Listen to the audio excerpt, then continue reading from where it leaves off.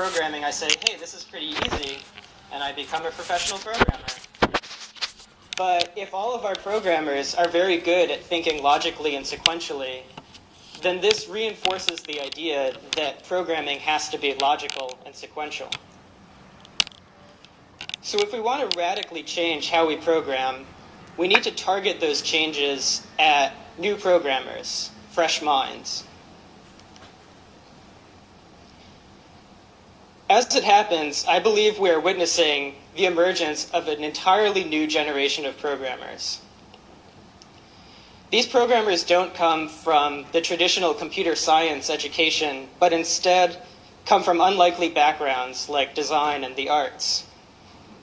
And ITP is a mecca of sorts for this new generation of alternative programmers. A lot of the ideas that I'll be talking about next in my presentation come from my interactions with the ITP community.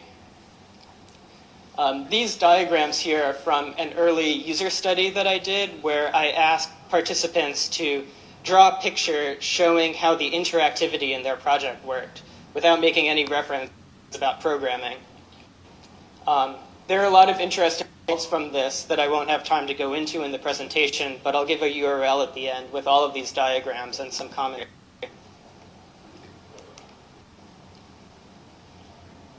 So some alternative programmers just take to programming and they do it just fine, but other times I would notice that there seemed to be a cognitive dissonance, a mismatch between how the person likes to think and likes to work and how the programming tool expects the person to think and work. So, for example, programming is a turn-based experience. The programmer types some code, presses run, and then the computer does something. The programmer observes how the computer behaves, adjusts some code, fixes a bug or whatnot, presses run again, computer does something, and this cycle repeats. So contrast this turn-based experience with a continuous feedback experience that, for example, a musician would be used to. So a musician will manipulate her interface, the instrument, and will experience the results of this manipulation in real time, continuously. And even more important than supporting alternative ways of working, our programming environments need to support alternative ways of thinking. So traditional programming tends to be, it tends to sort of encourage this accounting-centric mindset. So the programmer is managing a bunch of values, moving the values around in the program, adding the values together, multiplying them, incrementing numbers. Sort of traditional programming is founded on these accounting tricks. Yet most of our most profound and creative ideas come when we're thinking spatially. And this applies both to the arts and the sciences. So contrary to what we learn in high school, mathematicians and scientists don't spend their days writing down numbers and equations. They build models, they draw diagrams, and they do this to build a spatial intuition for the problem that they're attacking.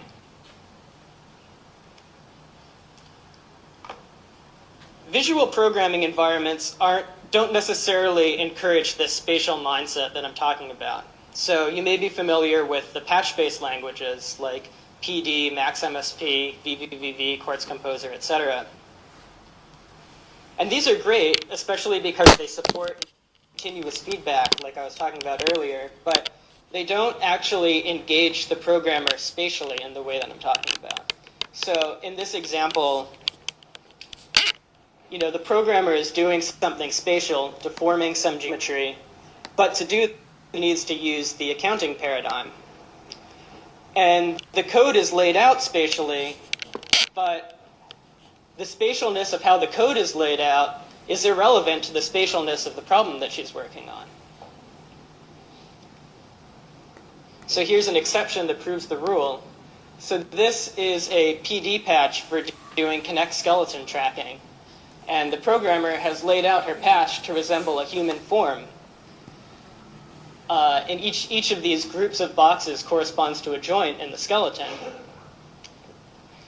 But PD doesn't naturally encourage this way of laying out your program. This is just the result of the programmer being a particularly spatially oriented thinker.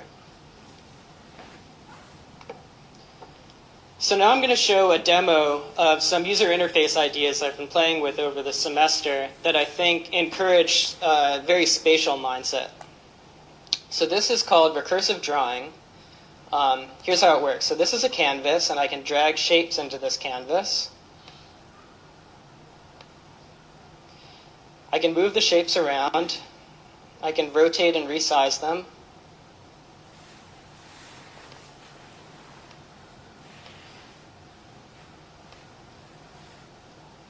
And the shapes that I create here are themselves shapes that I can use. So if I make a new shape, I can drag this heart shape in.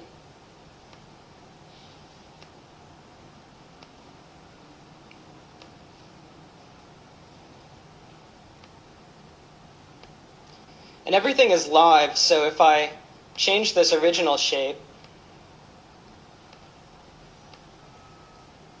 then all of the instances of that shape change as well. This area over on the right just shows me the components that make up my current canvas. So these heart shapes are the ones that I put down, and I can expand them to see the shapes that they are made up of, these circles and squares. So now the interesting thing here is that a shape can contain itself. So I'm going to start with a circle, and now I'm going to take this shape and drag it into itself. So what's happening here? So we have this original circle that I put there, and then we have a copy of the entire shape itself. And the copy consists of a circle and a copy. That copy consists of a circle and a copy, etc. So this is a recursive shape. If I change the original circle, then all of the other circles will change with it. But if I change the copy of the shape, then that transformation propagates down recursively. So I can scale this and rotate it and create these spiral shapes. And I can do this at any level of the recursion depth, so I can move this one around, rotate it, etc. So here's another example of a recursive shape. I'm going to start with a square, turn it into a rectangle. Then I'm going to drag the shape into itself.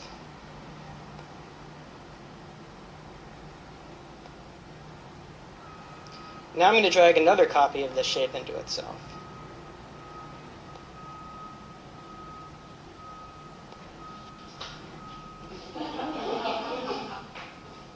And I get this tree.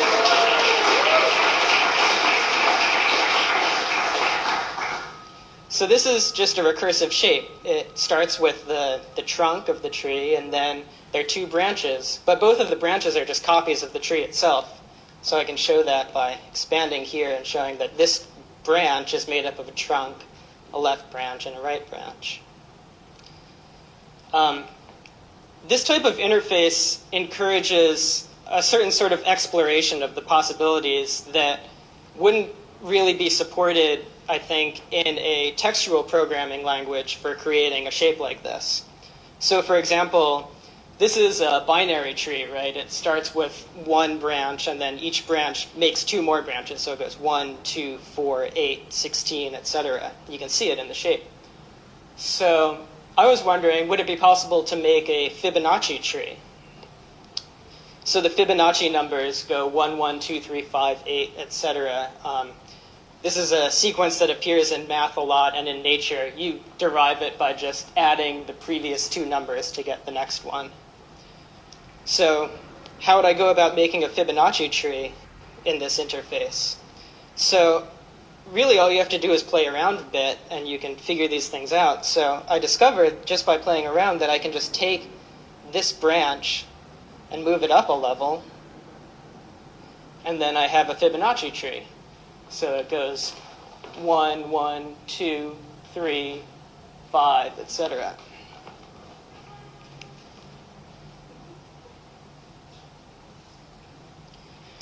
So recursive drawing isn't an end in itself. it was just an experiment to try out certain user interface ideas that I thought would be useful in this vision of a more spatially oriented programming environment. So my immediate next steps will be to put recursive drawing aside and try some other experiments to dig deeper into some of these user interface ideas. So here's an example. So the way that recursive drawing works is you're essentially creating spatial relationships between shapes. And then these spatial relationships combine with each other to create the behavior, like make that tree. And this can be very powerful, I think. So, for example, say I wanted to make an interactive animation like this. Instead of typing up code to do this, I think it would be nice if I could just put some circles down and then put some relationships between the circles. So I would say this black circle always has to stay within the white circle. And I'd also make a relationship between the black circle and the mouse so that they always tried to keep the minimum distance between each other. And just by declaring those relationships, that's actually enough to completely specify this program. So I've been showing graphical examples of this programming strategy, but I think it also applies to other domains. So these are all diagrams that I pulled from the Wikipedia pages from various machine learning algorithms. And as you can see, when programmers describe an algorithm to each other, they do so spatially. We even use spatial terms in our vocabulary. We'll talk about search or hill climbing or clustering or nearest neighbors and things like that. So it would be nice if we had a spatially oriented programming environment which would allow us to define the behavior of these algorithms to the computer also in spatial terms.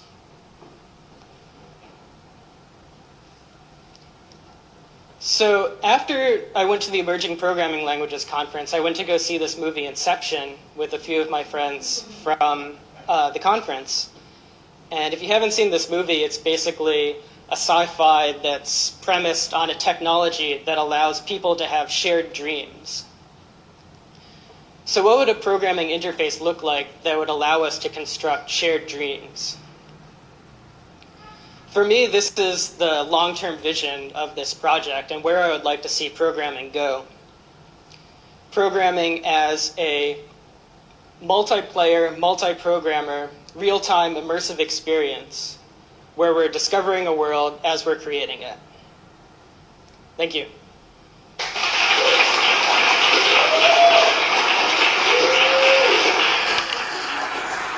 So if you think about combining this notion of creating a virtual environment that isn't procedural but is in immediate feedback mode, and you want to be fooled into believing it's real, that's Maya.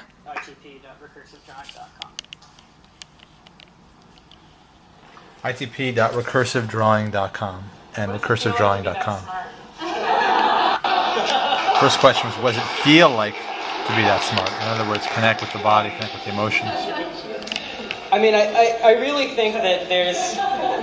And also it's a dualistic frame. There's intelligence that's embodied in, people, but also in the computer. And really what this work is about for me is about trying to create connections between us and the computer. And like I was saying, we've always imagined the computer as being essentially a calculator. And I think that we haven't unlocked the collaborative potential that we can have with computers. So seeing the intelligence in everything was my answer.